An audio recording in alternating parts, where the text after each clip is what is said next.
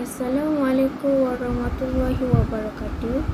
Saya Syamira binti Amir, nombor matrik 071260. Ini saya akan membicarakan tentang permulaan kehidupan di alam roh. Jadi, sebelum kita diturunkan di dunia dan di muka bumi, Allah telah bertanya kepada kita terlebih dahulu dan meminta persetujuan. Adakah kita ingin diturunkan ke bumi? Dan jika jawapan kita ya, maka Allah akan meniupkan kita ke dalam tubuh telah disediakan di dalam rahim ibu. Jadi kat sini kita tak boleh nak bagi tahu, kita tak boleh nak cakap kenapa aku dilahirkan. Ya Allah, kenapa lahirkan aku? Sulitnya dunia ini. Macam tu tak boleh. Sebab apa? Kita dah setuju dengan Allah.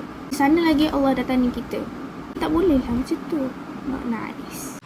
Di alam kelahiran, terlahirlah seorang bayi yang suci daripada dosa-dosa setelah berada dalam kandungan 9 bulan 10 hari. Tujuan kehidupan kita di dunia, Allah berfirman, dan ingatlah ketika Tuhanmu mengeluarkan daripada sulbi, iaitu tulang belakang, anak cucu Adam, keturunan mereka, dan Allah mengambil kesaksian terhadap roh mereka. Allah telah menghimpunkan kita semua dalam keadaan roh tanpa jasad sebelum bermula alam kelahiran untuk membuat pengakuan dan penyaksian bahawa Allah adalah Tuhan kita. Pengakuan dan penyaksian tersebut dikenali sebagai perjanjian Alastu. Assalamualaikum, nama saya Nur Khairul Sufia, nombor matriks 071160. Saya akan meneruskan dengan poin seterusnya, iaitu ujian di dunia sehingga kematian. Pertama sekali, mengapa kita ni diuji dekat dunia Allah ni? Ujian itu sudah pasti bagi setiap manusia di atas muka bumi ini. Ada yang diuji dengan kesusahan hidup, ketakutan musuh, hilang harta, sakit dan lain-lain. Allah berfirman, demi sesungguhnya kami akan menguji kamu dengan sedikit perasaan takut kepada musuh dan dengan merasai kelaparan dan dengan berlakunya kekurangan dari harta benda dan jiwa serta hasil tanaman, dan berilah khabar gembira kepada orang-orang yang sabar. Surah Al-Baqarah ayat 155.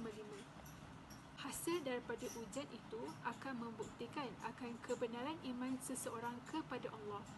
Allah berikan hamba-Nya dengan kemampuan menerima ujian di atas iman masing-masing. Allah tidak akan berlaku zalim kepada hamba-Nya dan Dia tahu bahawa hamba-Nya mampu lulus dengan ujian tersebut. Umat Islam tidak boleh rasa lemah dan putus asa tak kala menerima ujian dalam kehidupan, jauh sekali menyalahkan takdir ilahi. Yakinlah, setiap ujian itu akan hadir hikmahnya sekiranya dilalui dengan sabar dan berikhtiar dalam menyelesaikannya. Assalamualaikum warahmatullahi wabarakatuh. Saya Nur Sifiti Syarif, nombor matriks 071587. Saya akan menjelaskan tentang kehidupan selepas kematian. Setiap manusia akan merasai mati. Ia tidak dapat lari daripada azab kubur. Setiap manusia juga akan disoal setiap amalan yang dilakukan ketika hidup di dunia oleh malaikat munkar dan nakir.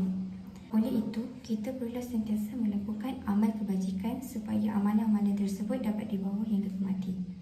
Oleh hal yang demikian, kita dapat lari daripada azab kubur yang amat dahsyat.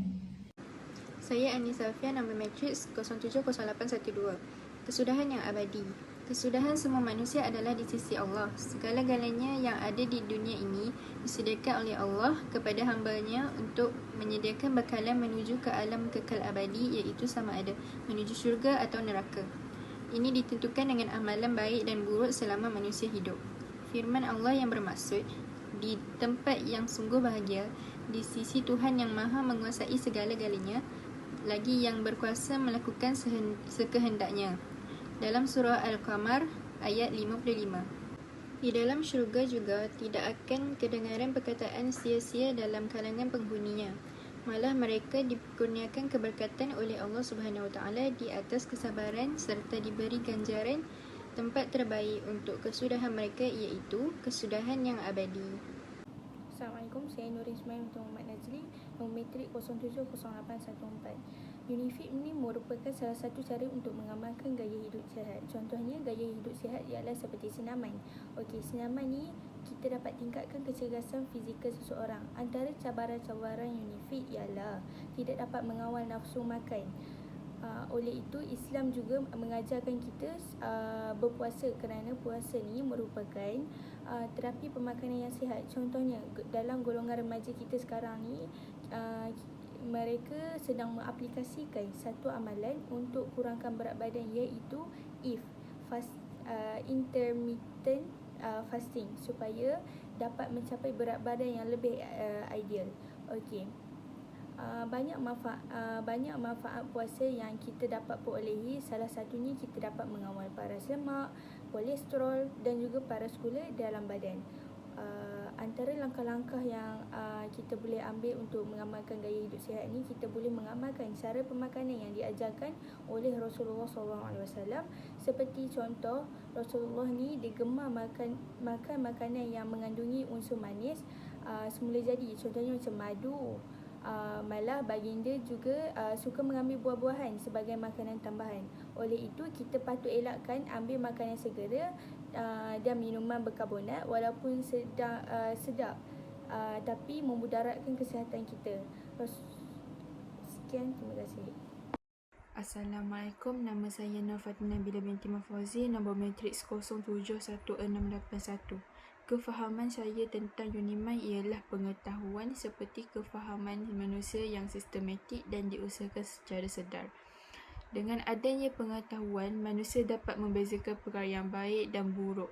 Contohnya yang dikatakan dalam 20 tonggak amal, iaitu amal ma'ruf nahi mungkar, yang bermaksud mengajak kepada kebaikan dan mencegah kemungkaran seperti riba. Zaman sekarang ramai manusia mengambil riba sebab mereka tiada pengetahuan dan tidak ada kesedaran di dalam diri mereka. Oleh itu, kita hendaklah menambahkan ilmu pengetahuan dan meningkatkan atau menguatkan iman kita agar kita tidak tergolong dalam perkara tersebut.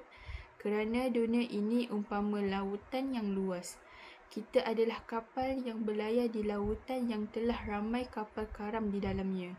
Andai muatan kita adalah iman dan layarnya takwa, nescaya kita akan selamat dari tersesat di lautan hidupan ini.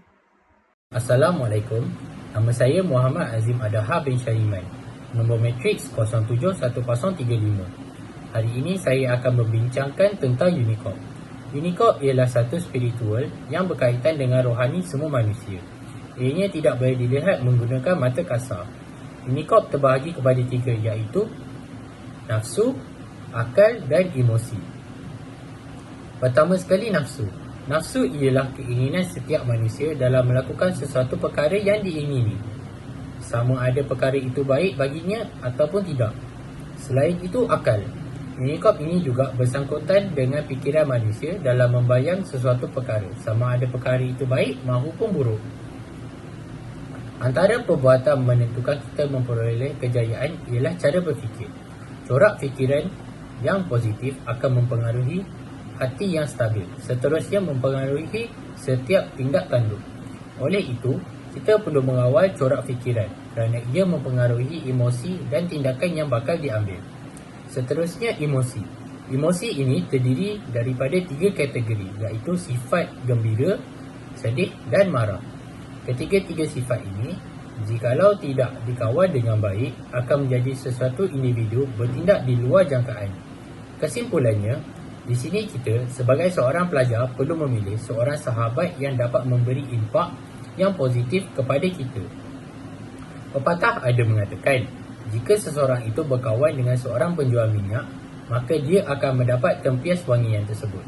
Manakala, jika seseorang itu berkawan dengan seorang pembuat besi, maka dia akan mendapat tempias bauan besi itu tadi. Sekian daripada saya.